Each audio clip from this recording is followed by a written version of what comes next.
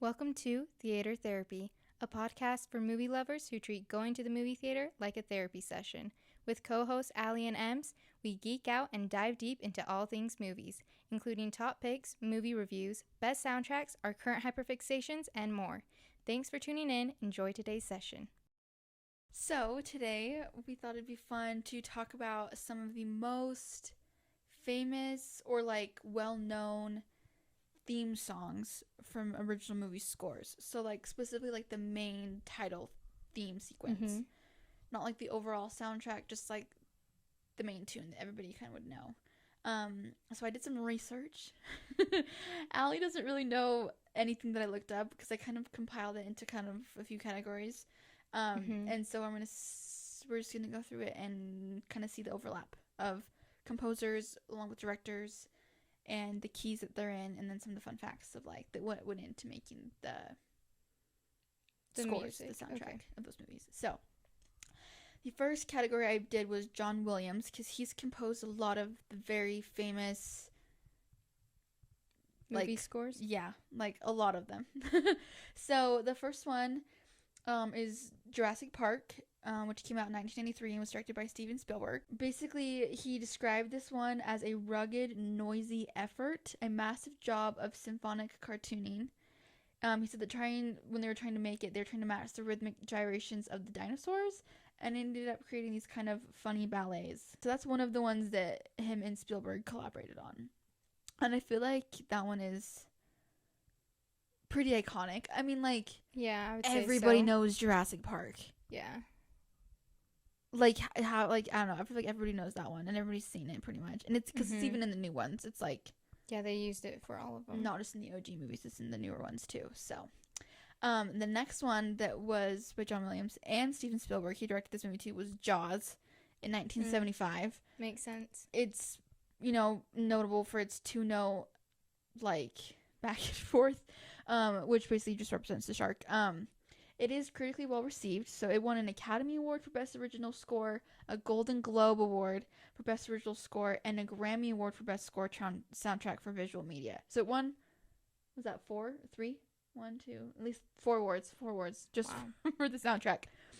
It's ranked the 6th greatest score by the American Film Institute. Really? Yeah. Isn't that cool? The 6th greatest of all time is Jaws. And when he first presented the idea to Spielberg, Spielberg was it said that he laughed thinking it was a joke, and he's expecting more melodic tunes. And Williams responded, "The sophisticated approach you would like me to take isn't the approach you took with the film I just experienced." Which, okay, first of all, I haven't even seen Jaws. Neither have I. We haven't even watched it. But we everybody know knows the sound. The sound, yeah. We're getting into shark movies more now. We watched the Meg 2 yesterday. And so I've never been a huge shark person movie till more recently. Shark movies are probably my number one scary because movie. I literally have a fear of the water. I literally hate the ocean. It's just scarier than watching any other scary movie because it's real. It's real. It could happen. Watching the Meg 2 yesterday, I was laughing all this stuff, but I'm internally I was crying because I'm this is why I'm never going to the ocean. Never. You could never get me on a boat. Heck no. Nope. Yeah, those are the movies that make me jump the most. So Jaws is definitely on my to watch list. Mainly because it came out in 1975, so it's not it's also not the graphics aren't gonna be what they are now. You know what I mean? Yeah, but still it's a classic. But it's very classic. Yeah. Anyways, and that one's written in C sharp minor, because the minor definitely has more haunting effect. Yeah. Okay. Also, John Williams and Steven Spielberg was Raiders of the Lost Ark. Well, Indiana Jones. Really? 1981. Yep. They have three of the ones I did from John Williams are with Steven Spielberg. Those 3. So Jurassic Park, Jaws, what a duo. I know, they have a lot of movies together. So this one came out in 1981. Written in the key of F. Basically, so this one was performed by the London Symphony Orchestra. And it was done by him, and then some orchestrations were done by Herbert W. Spencer and Al Woodbury. And it received an Academy Award nomination for Best Original Score, but ended up losing to Vangelis' score for Chariots of Fire, but it was at least nominated. So, wow. Something that was cool with this one is he used dark orchestral pieces to represent the actions of the Nazis. He said this using the 7th degree on the scale of the bottom. I don't know what that means. Some musical term. He said this signified a militaristic evil, which is kind of cool. Yeah, and I guess you could hear that. You could hear it in like the theme. Sound. Yeah. Huh. I know. I think this is so fascinating. So, okay, the next one by John Williams still. He's had, like, his career is huge from, like, these big numbers. It's crazy. Yeah. Star Wars, 1977 with George Lucas. Tracks. Classic. Yep. Also performed by London Symphony Orchestra. It was recorded over 8 sessions. It was illustrated again by him and Herbert W. Spencer, who was on Raiders, and then a couple more people. And Spencer was the one who orchestrated the scores for The Empire Strikes Back and Return of the Jedi. So he was on some of the other ones too. Wow. The main title peaked at number 10 on the Billboard of Hot 100, with a disco version of the film's theme by Mecco becoming a number 1 single hit in the United States. Really? Yeah. It was that popular. I want to hear the disco. Is the disco version what plays on the on the Lego game? I think so. Is that the disco version? Yeah. Which became the number 1 song in 1977. How crazy is that? That an instrumental score from a movie was the number 1. I mean, those were and then huge number 10 movies though. Yeah. So I guess isn't that kind of cool? That's crazy. The soundtrack, the whole soundtrack as a whole, became the best-selling symphonic album of all time. Really? All time. At least whenever this was updated. Whenever this was last. Whenever it was last put in there. It was certified gold and platinum by the Recording Industry Association of America. It won numerous accolades, including an Academy Award, Golden Globe, BAFTA Award, Grammy Awards, and in the categories of Best Original Score, Written for Motion Picture or Television Special, and Best Instrumental Composition for the main title, the specific main title. Wow. It was also nominated for a Grammy Award for the Album of the Year. So, tons of awards. And isn't it crazy that John Williams has written all of these? Yeah. And has won all these awards for his that is just wild to me. And it's just so cool. What talent, seriously. Yeah. In 2004, it was preserved in the Library of Congress into the National Recording Registry, calling it culturally, historically, or aesthetically significant. Wow. It's that big. And then in 2005, the American Film Institute named the original Star Wars soundtrack as the most memorable score of all time for American film. I mean, yeah, makes sense. I would agree. Literally, who does not know Star Wars? And if you hear it, you know that's Star Wars immediately from the from first the main note. title. And not even just the main title, but all the songs are really famous. Yeah. You said, Darth Vader's March, all that stuff. Yeah, it's just crazy. And the love theme. That's on my soundtrack too, on my fantasy playlist. From I think it's just called Anakin and Love Across the Stars. For Anakin something. and I can't remember what it's called exactly. Ones. I didn't look up if he was on those ones. I get into Spotify and that's literally what pops up. Yeah, it's called Whoa Across the Stars. That's what it is. And it says John Williams. Okay, yeah, I and thought London he was on Symphony all of them. Orchestra. So the next one, this is the last one on his list that I put on there, was Harry Potter. Really? He's on the first 3. He wrote Hedwig's Theme, which is the main song for Harry Potter that everybody knows. Sense. That makes so much sense. And then he was on the remaining ones, but they used his sound, his right. keynotes for the rest of it. It's written in the key of D minor, and yeah, so this one was kind of broad because Hedwig's Theme is the main one, but the music for all of them was kind of what it was summarizing. So the scores were composed by John Williams, Patrick Doyle, Nicholas Hooper, Alexandre Desplat, I think. So yeah, he's only in the first 3 films, but motifs that he created have been incorporated into everything else. Right. So in summary, he did Harry Potter, Star Wars, Indiana Jones, Jaws, and Jurassic Park. Wow. So definitely, I would say all of those are some of the most iconic ones too. Yeah, and I think most people would know those ones if you played them. Yeah, isn't that crazy that he's written all these huge? I mean, that's some pretty literally, and he's won so many awards for it. I just think pretty that's wild. crazy talent. Yeah. Okay, so this next one is on miscellaneous composers. So Mission Impossible. Mm-hmm. This one's different because I didn't put the director down or the year it came out because the original Mission Impossible theme is from the TV series from way back from the 1960s, and then it just has been reused obviously over and over again. The original one was written and composed by an Argentine composer. I'm gonna butcher this name probably. Lalo Schifrin, maybe. And it's since gone to appear in several other works for the whole franchise. Well, and that's a song that's used in any it's used in I feel A like lot of other like spy action. kind of, yeah, like I feel like motifs from it are like not the exact thing, Yeah. but like very similar like theme. Yeah. It's written in the key of C, but the cool part is the Morse code for MI, for Mission Impossible, 2 dashes followed by 2 dots, so it's like long tap tap. So it's been suggested that Schifrin consciously used the Morse code as a starting point for his composition. So That's basically insane. like the underlying like tempo Yeah. is like Morse code. Isn't that weird? That's That is so like cool. Next Also, level that's hard stuff. Yeah. How did you come up with that? How do you start with the like and have that be your beat? That's insane. Like I can't even imagine the talent it would take to do that. I mean, it's amazing though. It sounds good. It's very memorable too. Oh yeah, that one's also very, very, very popular. I feel very iconic. Yeah. So okay, the next one is 2001: A Space Odyssey. I've not seen this movie, neither has Aly, but no, we still know the song. Yes, and it's still on our to watch list. So don't come for us in the comments, okay? So this one came out in 1968, and the director was Stanley Kubrick. Frank Cordell is the guy who composed it. Frank Cordell. Yeah, it's known for its use of many like classical and orchestral pieces. It's been reissued multiple times, including a digitally remastered version in 1996. Yeah. So it's been like, I think that one's also really popular. But well, and it's used a lot in other movies. Yeah, like including in Barbie, the new Barbie movie. Yeah, it was like the whole opening sequence is like a replica. So yeah. Next one was Lord of the Rings. I always say Loader because that's what Chris says. Lord of the Rings, directed by Peter Jackson.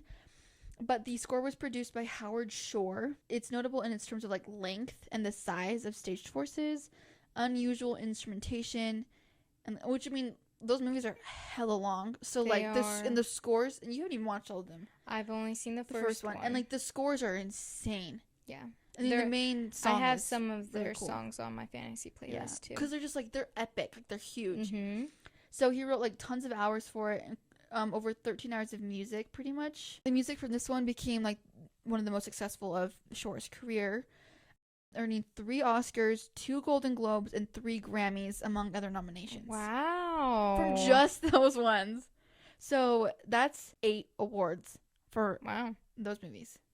That's insane. Certain ones, like the Shire theme was like really popular. The Shire theme is on my fantasy playlist. Yes, it is. Oh, yeah, and then the music for the film series was voted the best soundtrack of all time by Classic FM Listeners poll for 6 years in a row. Wow. Yeah. That's impressive. Pink Panther's next. This one also I didn't put down the year it came out or the director because it's been around for a while. The original theme was from the 1963 film, The Pink Panther. Like the animated one that came out, I think is what it's from. And then obviously, like we know it from the movie that had Steve Martin in it. That was from early 2000s. But it was nominated for Academy Award for Best Original Score in the 37th Academy Awards. Lost to the Mary Poppins that year. Really? Yeah. I mean, Mary Poppins was a huge movie, though, of its time. Yeah. Let's see. The single reached the top 10 on U.S. Billboard really? Adult and Contemporary chart and won 3 Grammy Awards. For the Pink Panther. For the Pink Panther theme. Wow. Isn't that crazy? That's crazy. It was really fun to see like which ones won like what awards. Yeah, that surprised me for like the Pink Panther. Because I've never really paid attention to that. Like the last few years, I feel like whenever I've seen like when Billie Eilish won like an Oscar for her song, and it wasn't James Bond, I think. Like sometimes I'll notice things like on, but like I've never really cared about that. But like this is kind of cool. I was like, wow, a lot of these have won like a ton of awards. So yeah, he won 3 Grammys. Wow. Yeah. So Mancini, I don't know how to say his last name. He told the animators that he would give them a tempo that they could animate to, so that anytime there was like striking motion, someone getting hit, he could score it to it. So the animators finished the sequence, and he looked at it. All the accents in the music were timed to actions on the screen. He had specific saxophone player in mind, Plas Johnson, who was the one who originally played it. Anyway, so yeah, he wrote it so they could animate to it, which that was kind of interesting. That like, yeah, I mean, it was an animated film back then, the 1963 original Pink Panther. But that one is like so like the saxophone is just like so. It's really good, yeah, jazzy and like. I like that. So the next one is How to Train Your Dragon, which came out in 2010. And I love this one. It's also on my fantasy playlist. The music for this movie is just amazing. It's very good. There's 2 directors for the movie. I'm going to butcher his last name, DeBlois, and then Chris Sanders. So, And this one was composed by John Powell. The score earned him his first Academy Award nomination and his third BAFTA nomination. It did win the International Film Music Critics Association 2011 award for Best Original Score for an Animated Feature Film. Makes Score sense. of the Year. It was nominated twice for Film Music Composition of the Year for the tracks Forbidden Friendship and Test Drive. I don't know which ones those are, but... Test Drive is the one when he flies on Toothless for the first time. It was his sixth collaboration with DreamWorks. This is one of the quotes that was in there. He said, "I was certainly trying to get a bit more epic. I felt that the animation and the visuals were giving me a broader palette to play with. As a kid, I remember watching The Vikings with Tony Curtis and Kirk Douglas, and I always liked the score. The directors were really very specific a lot of the time. They did want size and depth and emotion.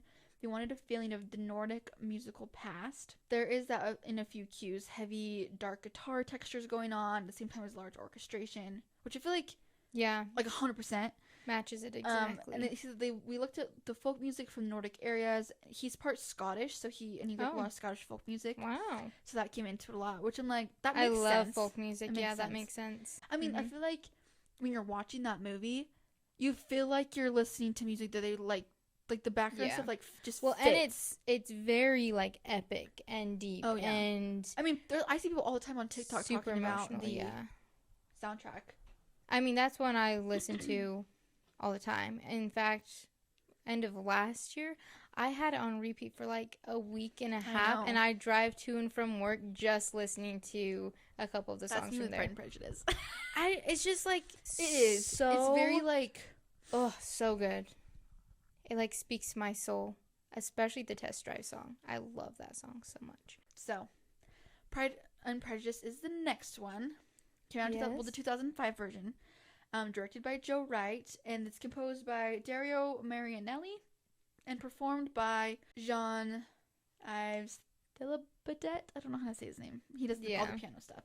And the English Chamber Orchestra. Marianelli received an Oscar nomination for Best Achievement in Musical written for Motion Pictures Original Score and 2 World Soundtrack Academy nominations. Wow.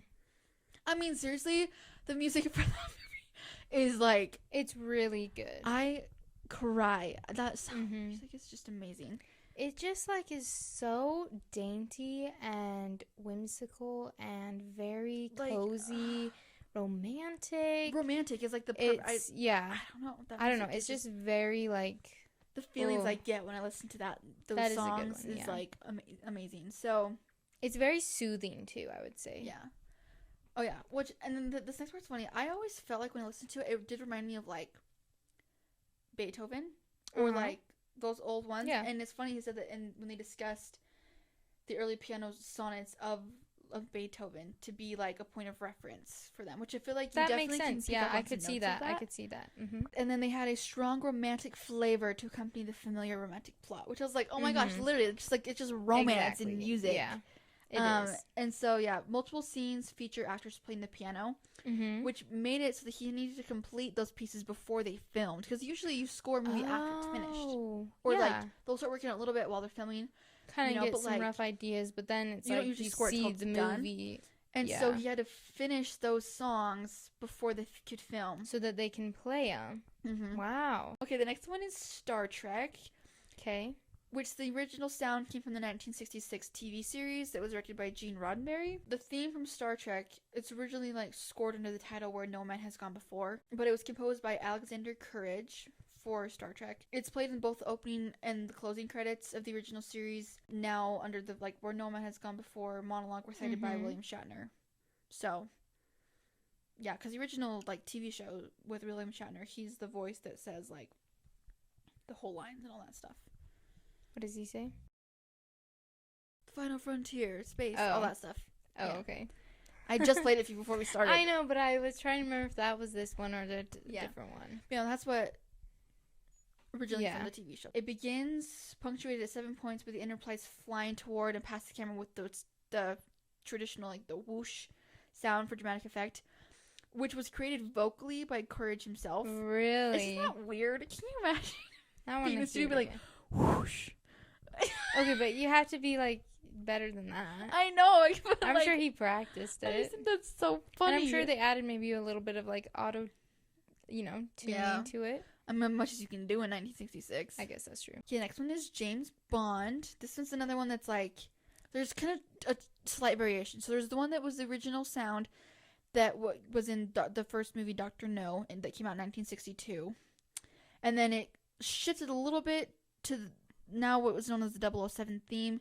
It's pretty much the same thing. It's just like a little bit different. And it's written in the key of E minor. And it is composed by John Barry in the 1963 version. Yeah, the theme has not been used in its entirety in a Bond film since its use in Moonraker. Interesting. It's mostly used in like the gunfighting scenes in the old ones. Oh. But I mean, that's the last of our miscellaneous ones. The last category is Hans Zimmer, because he also is another one of the very large composers when it comes to very famous scores. So the first one I put on his list was Dune, that came out in 2021. He is also going to be the composer on the new one, obviously. And that one has really good music. Oh my gosh. The Dune first is one amazing. was, so good. And like I told you, the main theme is called Paul's Dream, and it has that vocalist on there and stuff like that. So he wrote several soundtracks of music for the film, including for the new one that's coming out. And he heavily utilized choir, specifically female voices, which I feel like you definitely can hear that. Percussion and strings, and the score's instrumentation, as well as acoustic and wind instruments. Then I thought this was cool. New hybrid instruments were fabricated to conceive the otherworldly tonal desert sounds heard in the film. They fully built new instruments? Yep.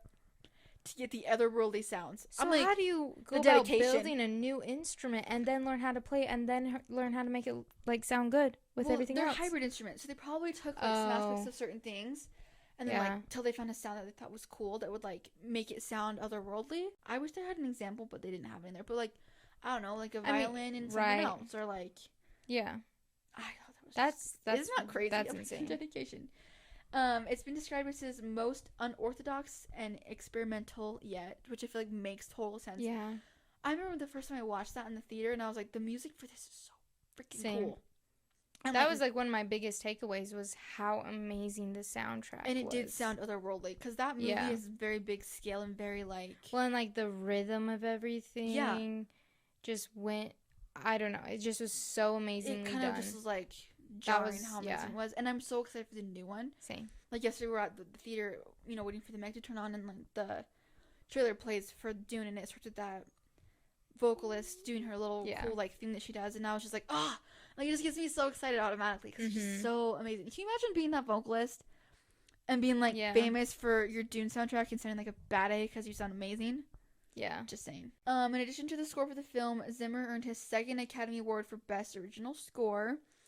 When Dune Part 2 was announced for a 2023 release, it was revealed that he began work on the film's music and had over an hour of music to assist the filmmakers in planning for the film. So he already had been writing for the film. Oh, which makes me so excited for it. I just know it's going to be so good. Okay, the next one on Hans Zimmer's list is Pirates of the Caribbean. Pirates of the Caribbean. So the movie, Curse of the Black Pearl, specifically the first one that came out in 2003, directed by Gore Verbinski, but obviously the sound goes throughout the rest. Yeah. So it was produced by him and Klaus Badelt. This one was kind of interesting because the story of how like he came on this one was kind of weird. There was some drama. Really? Yeah. So a composer named Alan Silvestri was originally hired to write the score for the movie, but because he's collaborated with the director before. However, due to creative differences, Silvestri left the project before recording any material. So then they decided to go with Hans Zimmer's team instead, who were frequent collaborators of their production. Isn't that weird? I mean, I'm sure that happens all the time, though, in showbiz.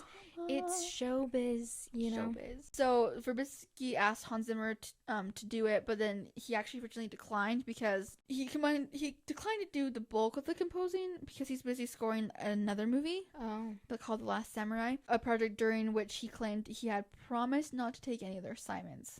So as a result, he referred Verbinski to Klaus Badelt, who relatively new composer, so they worked on it together. So he was like the main one, but he still worked on it, so it's still on his list.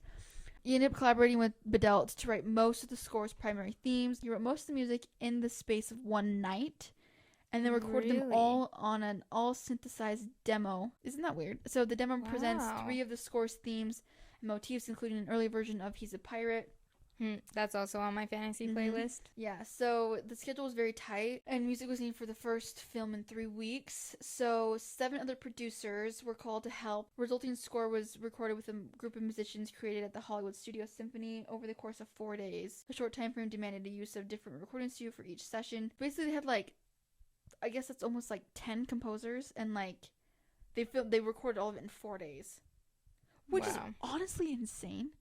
Can you imagine recording a full-ass movie soundtrack in 4 days? I mean, that's wake up, record all day. That's wild. That's insane, yeah. Anyways, that's the last one I had on my list. A lot of information. I like facts, okay? I thought this was so cool. I had so much fun researching all this yesterday. I was in my own little world. Yeah. I think it's fascinating that what goes into making a movie score. The big ones, these are all such major ones. They've all won so many awards and things like that.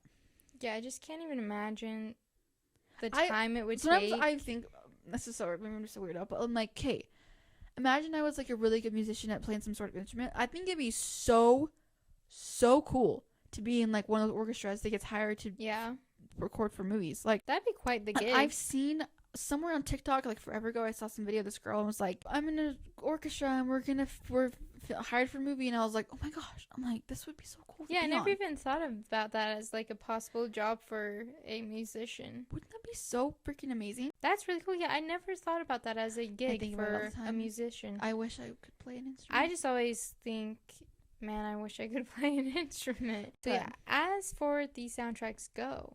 So those are just the main themes that are most popular. As for the main themes, I do think my favorite and most memory recalled one is Harry Potter.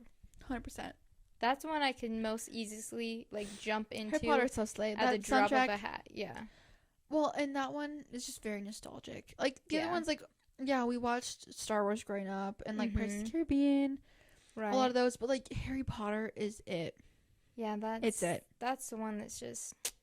I love Harry Potter with all my heart and soul. Which we're gonna be doing an entire Harry Potter series. So, because I'm a nerd, I'm gonna be reading the books and noting what's different, and then we're gonna dive into the books. Reading the books.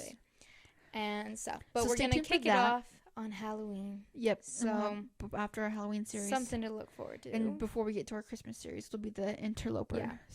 So anyways, if there's any other soundtracks though you want us to talk about, dive deep into a specific soundtrack or dive deep into another composer or anything like that, let us know. I love looking up things like this. It's really fun. Yeah. A little different for the episode today.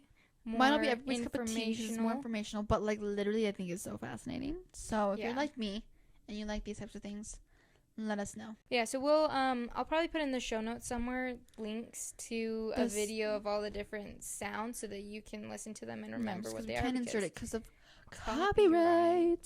So but anyways, thanks for joining us this week. Stay tuned for next week as always. Catch us on YouTube, TikTok, Instagram, Apple Podcasts, Spotify. Yep, everything. That's all linked or tabbed below too. If you go to our Instagram account, they're all going to be there as well. Send the link to your friends. Tell them to listen in to us. Just geek out about movies every week. And then as usual, if you have any recommendations for movies or TV shows or anything like that, drop them below. We're getting ready to do every single movie you should watch for the fall/Halloween season. So if you have any that specific you suggest, let us know. Because we're down to watch them before we get we're going to prep for that. So anyways, our Halloween season series was going to be amazing. We've been planning it out. So stay tuned for that because we love Halloween month of October. It's all going to be Halloween. Spooky season is upon us. But if you have any specific fall ones you want us to mention too, anything like that, just let us know. If you have any, you can always DM us on Instagram or comment down below on YouTube, anything like that. But so that was this week's episode. And we'll see you next time. Bye.